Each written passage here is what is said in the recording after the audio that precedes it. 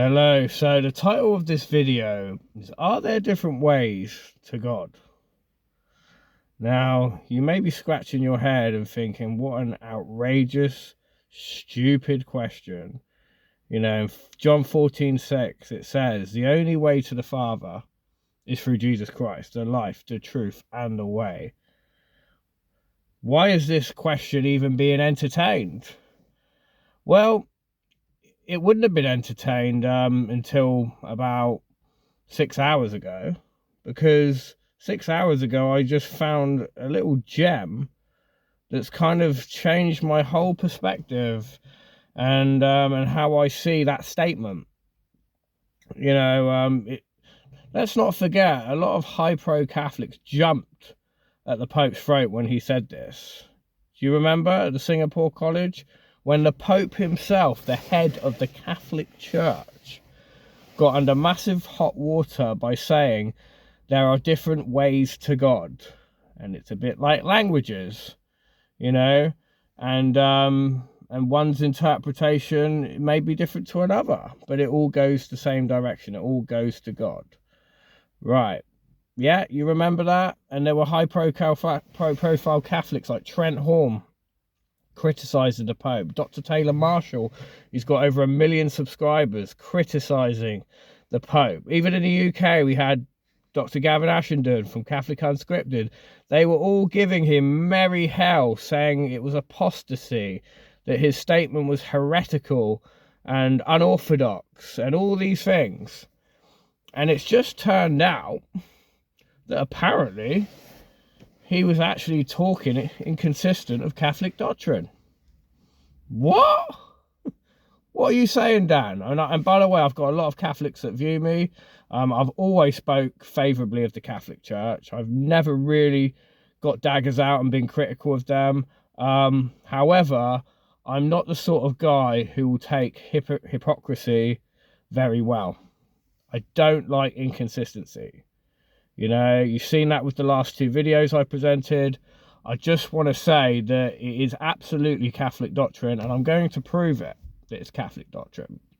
So basically, Vatican II in 1965, so it wasn't long after the war, there was an ecumenical council on the Catholic Church. And they decided, now this wasn't a dogmatic statement, the Pope wasn't speaking ex cathedra.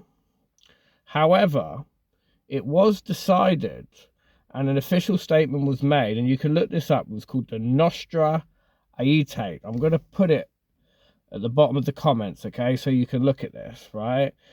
And it was a declaration on the relation of the church with non-Christian religions. So it was like an interfaith dialogue, and this happened because of what happened with World War II. There was, in fact, a French Jewish man called Jules Isaac, okay? He was alarmed, because obviously after the Holocaust, he didn't want to repeat that. So he put it to the church. He said, guys, what sort of assurance can you give us that this isn't going to happen again? You know, because so-called Christians put many of us to the gas chambers, right? Now, of course, the Catholic Church cannot possibly be blamed for this. I mean, I'm going to go and talk about that a little bit later. But the bottom line is the Christian banner was waved and many blood was spilled during this time.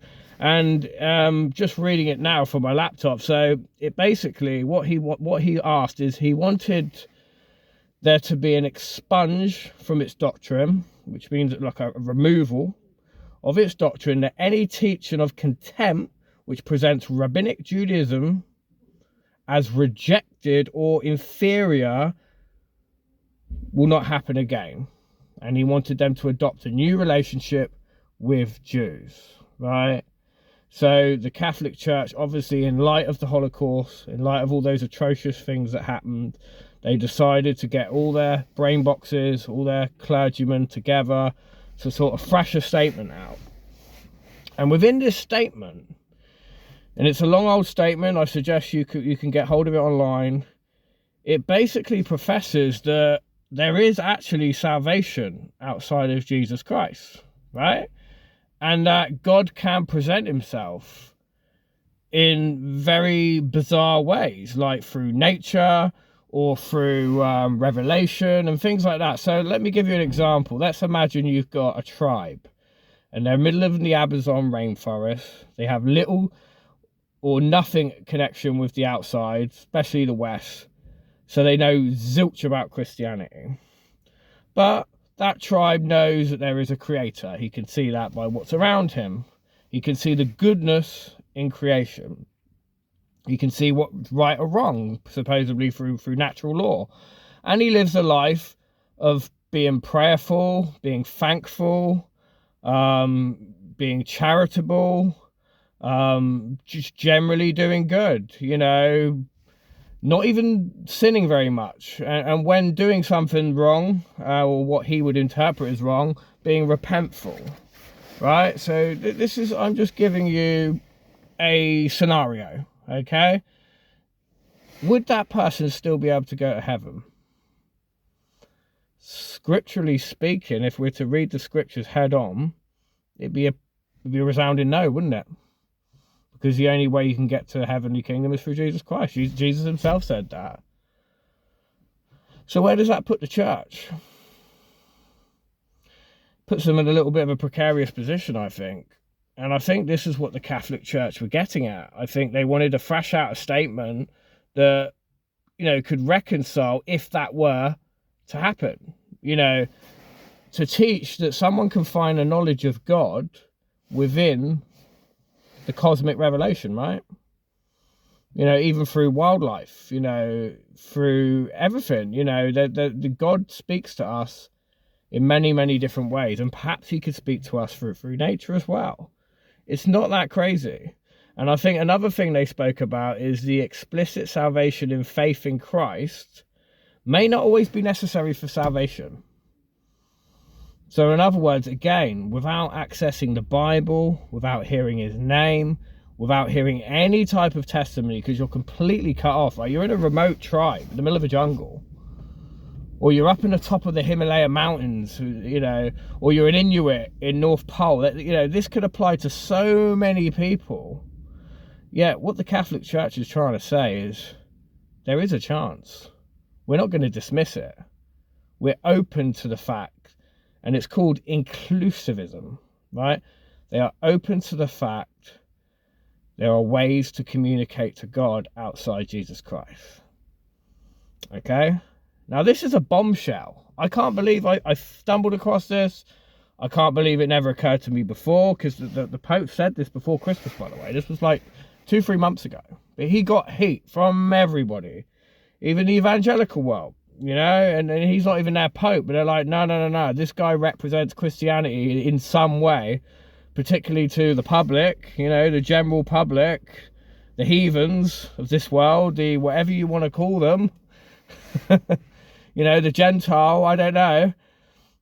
This can't be right. We can't have this. And it kind of reminds me a little bit of King Charles, when he basically said that he's the defender of all faiths, not just the defender of the faith. And it turned out that it was the media hijacking what he said, twisting his words, and he never said that in the first place.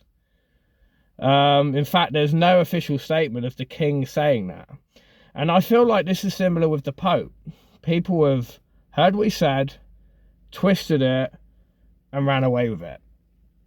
So the purpose of the video is not to say whether the Pope is correct or not, or to say whether the Catholic Church is correct or not, having this inclusivity view. It's more to say that, look, this is what the Catholic Church actually believe. So if you are a Catholic, then maybe you need to, you know, look at your own house. Because it's easy to judge other religions and say they're doing this wrong, they're doing that wrong, but then turn a blind eye to your own inconsistencies. And I've noticed this a lot with the Catholic Church. Coming from a former Catholic, you know, you had cremation, which was cardinal sin many, many years ago. And then all of a sudden, yeah, we can cremate. Yeah, it's actually good for the environment, you know, it's cheaper, it saves space. Yeah, cremation's fine. Divorce. I mean, didn't Henry VIII start his own religion because he couldn't have a divorce authorized by the Pope. Wasn't it not that long ago where if you've had a divorce, you couldn't even take communion, which is the sacramental medium to salvation? You know, that surely that's how you stay in state of grace, right? Through communion. Taken away from a divorced man or divorced female. And then not long ago, the Catholic Church to actually say, no, actually, you can have an annulment instead, which is pretty much the same thing. And now, as I know it, divorced people are allowed communion. Inconsistencies, anyone? You know, this whole unified church where we all believe the same thing. We're all on the same banner. We all sing in the same hymn sheet. Well, that's not true, is it? Like I said, high-profile Catholics criticising their own Pope. And it seems to me that these theologians don't seem to know their own faith very well. And it's quite funny because when you ask them, you know, why have so many Catholics left to become evangelical? And they turn around and say, oh, they didn't know their own faith. They were too uneducated. You know, and coming from a person who's done about 6 or 7 videos, and I've got my own playlist on trying to understand Catholicism. You know, I've done a lot of study. I've got a lot of Catholic friends. I've come to know the faith pretty damn well. You know, to the point where there's a lot I love about Catholicism. I think there's a lot of beauty in the faith. You know, I tell people, evangelicals, this, and they give me that side eye, like, damn, why? Because it's so deeply ingrained in so many cultures, especially Latin culture. You know, I'm part Italian. You know, there is something that stands the test of time in Catholicism, and it's something that I've always admired about them. You know, that they do have this strong, you know, sort of ability to withstand, you know, adversity and the devil. You know, I can always highlight the strong points of Catholicism, and I'm never afraid to do that, you know. And one of the reasons why I couldn't become a fully fledged Baptist member, because I found it to be too, like, they stripped bare the church, you know, and they've taken all its beauty away. I just couldn't handle that. And I remember my own wife saying to me, like, damn, what's the matter with you? You know, why can't you just let go of it? You know, it could be the little things like doing Lent before Easter. It could be doing the sign of the cross. You know, all these slight notions of Catholicism, you know, that are embroiled in my own culture. It's hard to strip away. Believe me, it takes a long time. And I accept there's some people that can just leave it all behind, you know.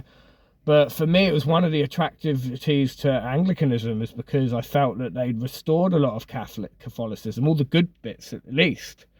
And that gave me a ground of comfort, if you like, you know, where I felt that, yeah, I've got my middle ground here, where is, yeah, you can be as Catholic as you like, but you can also be as evangelical as you like.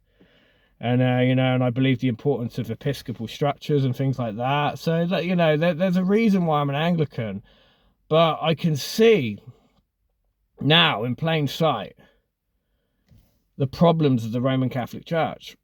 And they often just get brushed under the carpet. I feel like Catholicism is a very malleable machine that can adjust and adapt and change, you know, depending on the landscape around it. And that's probably how it's managed to sort of stabilize itself for so long.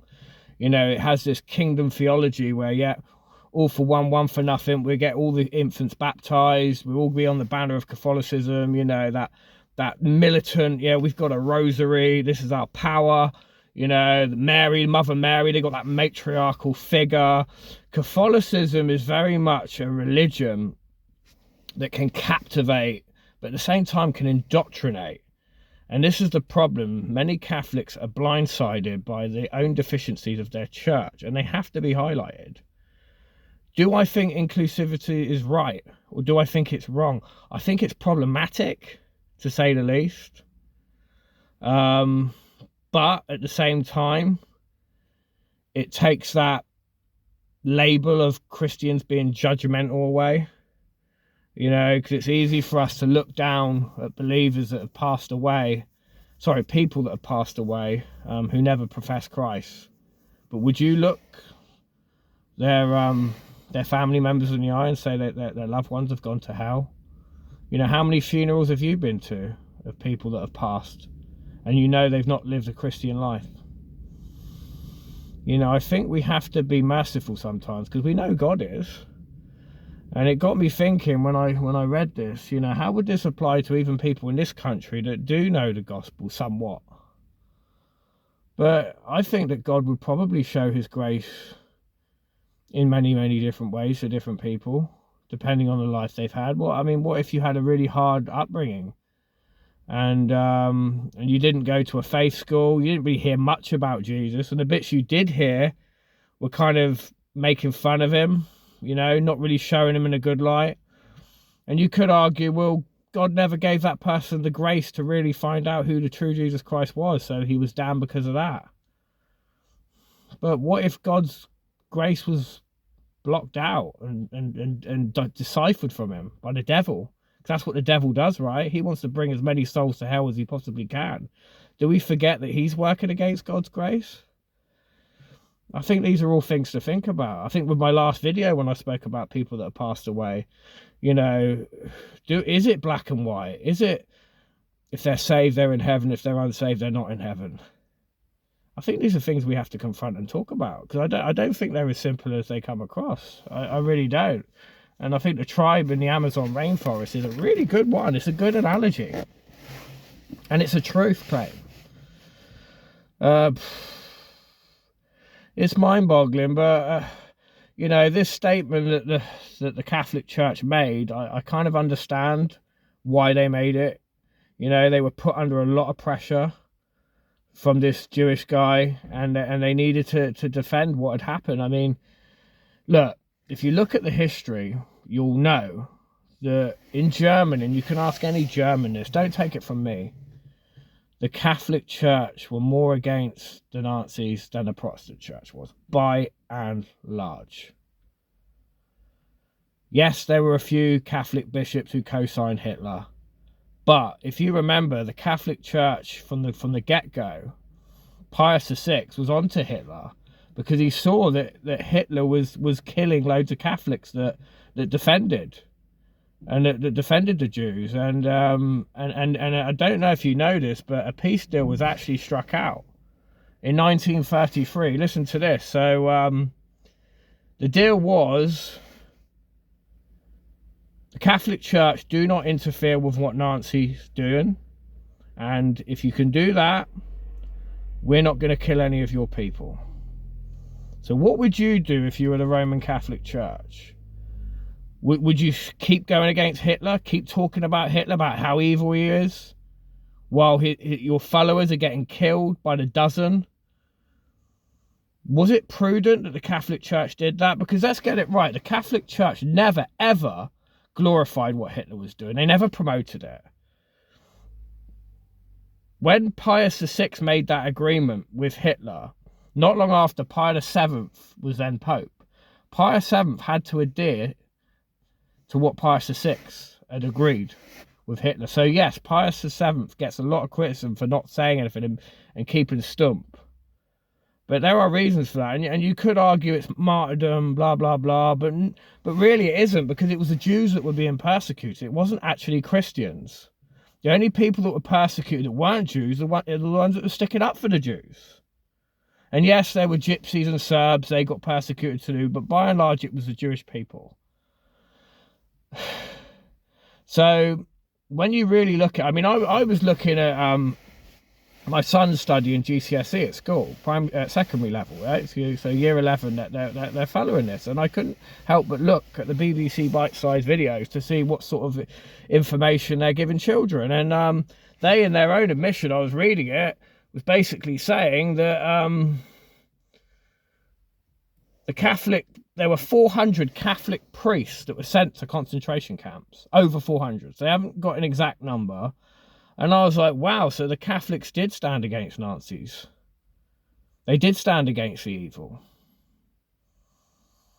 And I thought, what about Protestants? How many of their priests got sent to concentration camps? And I had to do a bit of digging, and I went on Seneca, And actually, it was over 800 Protestant pastors. Now, bearing in mind, there were 20 million Catholics in Germany at this time, and there were 40 million Protestants. So that sounds about right. There were the same number of Catholic priests as Protestant priests who spoke out and ended up getting thrown into concentration camps.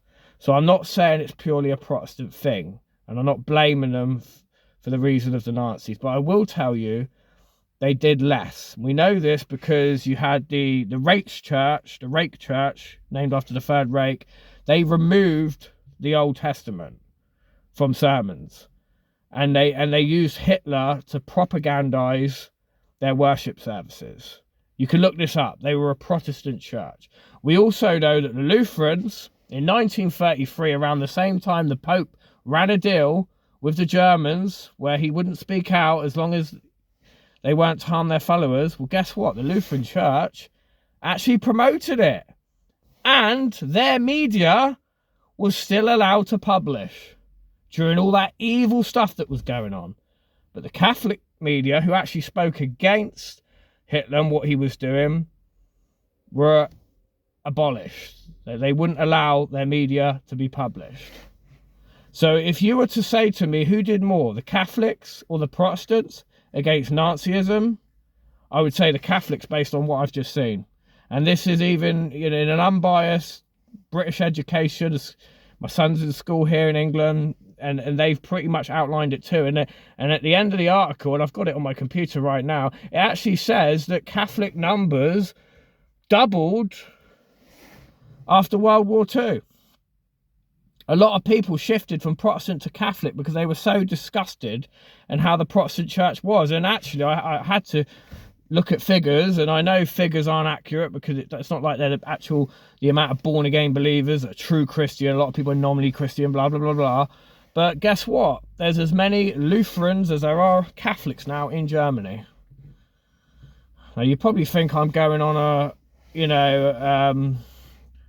a rampage, talking about something that's got no relevance to this whole, can God speak to people in different languages, and are there different ways to God? You think, why are you bringing this in, Dan? Why are you bringing the Nazis? Why are you bringing how bad the Protestants were? Blah, blah, blah, blah, blah. Why are you bringing all that in? Because the nuts and bolts of it, guys, is as bad as the Catholic Church look in what they've said with this ecumenical dialogue, you have to realise there's motives behind this. Imagine another atrocity like the Holocaust to happen again. There's a lot of hate being stirred against Muslims at the moment. You had the Tommy Robinson rally recently. I'm hearing awful stuff from Father Calvin Robinson, a so-called priest, an Anglo-Catholic priest, spreading vitriol about Muslims to say that they're taking over. Don't think that this same level of hate can't happen again, and it can't be propagated again. The media were very much onto Muslims not so long ago when we had all these terrorist atrocities. It was on a daily basis, and then you had the security stepping up at airports. Muslims were constantly stripped and searched, going through security. Trust me, the heat has simmered somewhat the last few years since COVID. But I can see it slowly coming back, especially with this child grooming epidemic that's going on in the north of England, and I can see Muslims now are getting scapegoated in the same way the Jews were. So, it's easy for us to hate on other faiths, but think about it. If you're a post-millennialist, which I know a lot of you are, a lot of evangelicals believe that Jews in their current state, not believe in Jesus Christ, will still be saved when Jesus comes back. Okay? Can you see the hypocrisy? So why is it it's okay with the Jews, but it's not okay with other faiths? I think God's more graceful than that, guys. I really do. And I think as much as the Pope, maybe he could have worded it better in that meeting in Singapore. He's being consistent with his own doctrine. What happened at the Vatican not that long ago, okay, it might not have been dogmatic, it might not have been put into catechisms or canon law, You know, may not have been you know, an ex cathedra statement, but it was still a statement. Just like not long ago, where in the Fiducio Supplicans, when they said that same-sex unions are entitled to a blessing. And this is the next thing I want to get to. Catholics are very often deliberately ambiguous. You know, when the Pope got heat for that statement and got released, he then said, oh, but the grace isn't for the actual couple. It's for the individuals in that couple. So I'm like, well, that, because obviously, we can bless sinners. That's the whole point of the gospel. So he was trying to divert the attention away from gay union couples to say, yes, the blessing is just to the individuals in that couple, but you're still blessing somebody in a setting that looks like a wedding. And you're blessing them at the same time. So obviously it looks like you're blessing the two of them together and their relationship, their union, which is sinful. But this is what Catholics are good at. They're very good at being ambiguous. I've tried to get my head around how Catholics understand grace, because they say that they agree with you're saved by faith through grace. That was actually another statement that the Catholic and the Lutheran Church agreed upon not so long ago. But at the same time, they're massive on the sacraments. You know, a Catholic priest sometimes will pressure a congregant to take confession if they've not done it in a while. I've heard cases where the Catholic priest has refused to give them communion over not confessing, when the person, if they wanted to, could confess directly to God. You know, so are you saved by faith and not works? Because it doesn't look like it by the way sacramentals are set up in the Catholic Church. They often contradict themselves, because I was told the other day that a Catholic only needs to take the Eucharist once a year. Yet, why is there so much of an emphasis on it? I find that odd. You know, it's either edifying and efficacious or it isn't. You know, this whole thing about the church being the vehicle of salvation, and you have to go through, you know, these mediums, you know, these sacramental mediums, you know, in order to get salvation. But then they turn around and say, but it's not purely works, it's works and faith combined. So they think there's like a synergy where you collaborate with God's grace. And I get that, because I agree with that too. But I don't get why there's contradictions there. Because you can't say you're saved through faith, through grace, when there is an expectation to do all those other things. And when all those other things are conveniently done within the church, and only within the church. You know, when will you ever would you be able to do your own communion at home? No, you wouldn't, because it's not consecrated on the altar by a priest. Priests have holy orders. A lot of the sacraments have to be done with a priest, so that gives power to the clergy. Unnecessary power, I think. These are all things that we have to think about and evaluate and understand. They don't make things simple in the Roman Catholic Church. It wasn't so long ago where they said there's no salvation outside of it. In medieval times, if you did a sin that was contrary to their dogma, you would be kicked out and you'd be never allowed back in, and you'd be outside of salvation. You'd be damned to hell. Yet Vatican II, all of a sudden, all faiths lead to God. Which one is it? Which one is it? They'll say, oh, it's an accretion, it's a development. And their buyout clause is always, oh, it was never dogmatic in the first place. It wasn't papal infallibility. He didn't say it ex cathedra. So that allows them to contradict themselves and then maneuver. That's what they do. They maneuver, they change. They're like a gecko.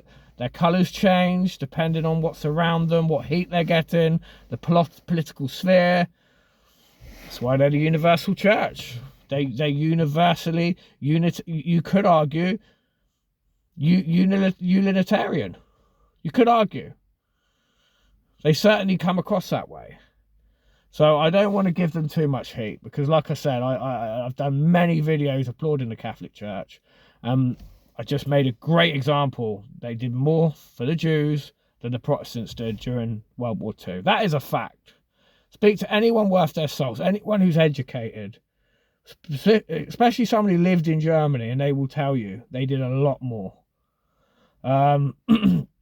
So as much as I can credit the Catholic Church for the good they've done, I have to call it a spade a spade.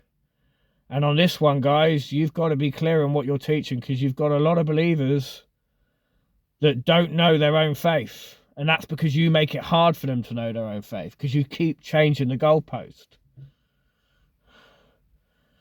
Allow a Catholic to fully understand grace, because many of them don't.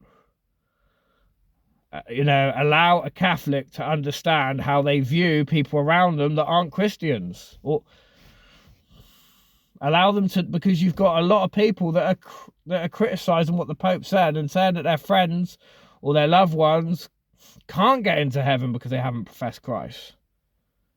But your Pope says otherwise. Which one is it? There has to be clarity. And if they are the universal church, they need to impose that clarity, because it's lacking. And I've got to be critical of it, guys. I have to be. Sorry, this is what this video's for. So there you are. To summarise it, what the Pope said is actually, dare I say it, consistent with Catholic doctrine. So Catholics, look at your own house, because it's on fire just as much as the evangelical church is on fire. And we all have to work together. And the whole idea of this channel is to bridge the gap. Said it in my last video, I'll say it again. It's to bridge the gap between Catholics and Protestants. We're not that much different. We all bleed the same, right? But that's the video anyway. Thanks for joining me, guys. Don't forget to give it a like and subscribe if you haven't already. And also hit that bell, because we're going to be doing more. God bless.